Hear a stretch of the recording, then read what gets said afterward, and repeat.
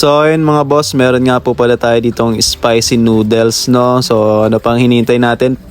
Lutuin na natin yan. So salamat po pala sa nagbigay nito kay Ate Lindsay. Bali habang niluluto yan, magtimpla muna tayo ng kape. So ayan mga boss, kape tayo. So yan, malapit nang maluto yan. So rekta na natin yan, no? Bali lagyan na natin dyan yung mga ricados. So yun, mga spices natin dyan. So lagyan na natin yan. So meron yan sesame seeds.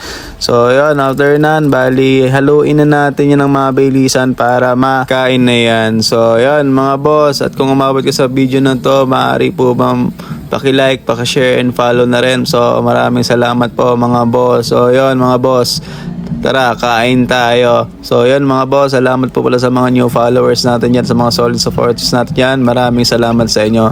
So yun mga boss, at kung umabot ka sa video na to, maaari po bang bakasan mo na. Let's go!